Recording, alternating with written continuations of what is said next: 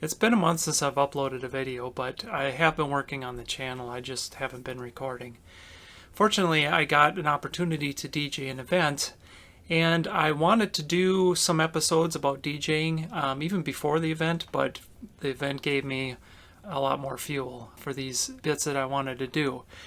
Now, I don't want to do tutorials because there's so many of them online by DJs that are more experienced and talented than I am. What I would like to do is these, what I'm going to call DJ RFCs, or requests for comments, where I voice an opinion or an experience and then ask for your comments on it, whether you're a DJ or a partygoer, so I can hear what you have to say about it. In this first episode, I'd like to talk about beat matching and harmonic mixing, and the reasons why I don't do either one. I'll start by defining beat matching in its simplest form. This is in no way meant to be a tutorial. If you want to learn how to do beat matching, there's many tutorials out there. I just want to make it clear what I mean by beat matching. Beat matching is a way of transitioning to the next song. So you start by loading a track on the oncoming deck and adjusting the tempo for the oncoming track to match the tempo of the running track.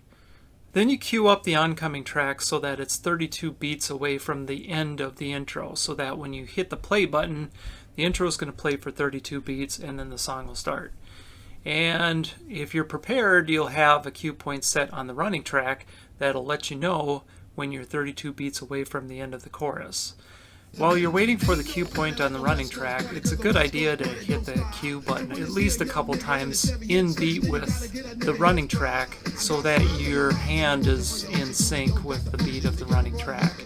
And then once you get to the cue on the running track, then you hit the play button on the oncoming track and both songs will play together at the same time. Then you use the jog wheel to keep the oncoming track lined up with the playing track, and when you get to the end of the chorus, you move the fader over to the oncoming deck and you're done. Mission accomplished. Now, because you're playing two songs at the same time, you have to concern yourself with the keys that the songs are in. Doing this is called harmonic mixing. Harmonic mixing is making sure that the oncoming track is in a compatible key with the running track. And a tool that DJs use to help them with this is called the Camelot wheel. It's a way of laying out all of the keys on a wheel so that it illustrates which keys are compatible. So you find the key of the running track on the wheel, and then any square that's adjacent to the square that you're in is compatible with where you're at. So you can pick a track that is in any of the three keys that are adjacent to the key that you're in. And this obviously limits what key you can play. And also, because you're beat matching, that also limits the tempo of the oncoming track, which is why I no longer prefer to do these things, because beat matching in harmonic mixing limits your selection for the oncoming track. I used to fret and toil a great deal over grouping songs together in similar BPMs and compatible keys, and all that time and effort didn't get me any closer to playing tracks that people wanted to hear. So people at a party want to feel good, they want to dance, and they want to sing. They want to hear songs that make them feel good and are played in a manner that allows them to do what makes them feel good, like get drinks. And they want songs, obviously, that they can dance to. And they want to hear songs that they know all the words to, so that they can sing along. And that should be the criteria for the next track that I'm going to play. Or that is my criteria, not the tempo or the keys. If I'm focused on beat matching, then my criteria for the next track is going to be compatible tempo, compatible keys, and does the song have a 32 beat intro? Does the song have a 32 beat outro? A lot of pop songs now are like 2.5 minutes long, and they don't have these long convenient intros or these long convenient outros. It's really nice of producers who make dance tracks to provide these long intros and outros to make it easier for the DJ to do beat matching. But the problem with always beat matching is that you only will play the dance tracks because that's what's convenient for the DJ. So it's It's kind of like, you know, dance music is made for DJs, and then because it's easy, DJs play it, and it's this endless cycle. I don't always like to play dance music. I like to play, you know, songs from the 50s and 60s and 70s, songs that have human drummers that aren't in time. I like to have the freedom to play songs that don't have long intros or outros. I guess what I'm trying to say is that I like the freedom to play whatever I want. And with beat matching, I feel like I can't do that. I feel confined to these rules. And I guess what I'm saying is, screw it. What I've found is that people respond to the songs that meet the criteria that I just mentioned before, that make them feel good, that allow them to dance and allow them to sing. After I got my decks, I watched a bunch of tutorials on YouTube to learn how to do the technical stuff. I was so afraid of making mistakes. Like I felt like I had to be not really perfect, but just felt like people were going to critique every mix that I did. I've done flawless transitions, and I've done completely botched transitions, and nobody noticed either way. I've even had dead air. I was talking to a friend that I hadn't talked to in years, and the running track ended, and I didn't have a song queued up.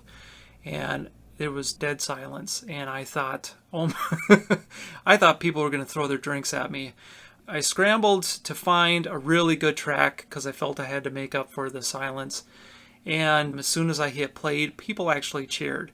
And not because of my fantastic DJing abilities, obviously, but because of the song. It's all about the track. I picked the right song at the right time, and people didn't even notice that I completely botched the transition. And that's my point. It's all about picking the right song. It's not about your transition. If you have the skill, great. But the most important thing is to pick the right songs. And if you can get that right, then everything else is just points for style. Picking the right track is a skill in itself. In a future episode, I want to talk just about selecting the right track. So be on the lookout for that. Now, I do get the value of beat matching. I am a big fan and admirer of DJs who do it. And I just love to hear a mix that's masterfully executed. It's like being on a train. You build that momentum and you just keep it going. And that's fantastic that some can do it. But for me personally, I'm, at least at this stage in my career, I'm choosing not to do it because I found that my energy is better spent on picking the right track and not have to confine myself to the wrong criteria, and to give myself the freedom to just play whatever I want, whatever I feel makes the most sense. And that's my thoughts on this. I really do want to hear your thoughts on it. So please let me know what you think, either as a DJ or a party goer.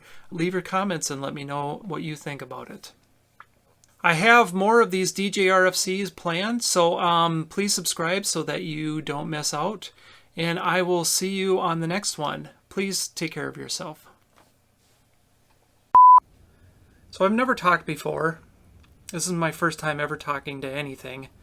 So good luck getting this done.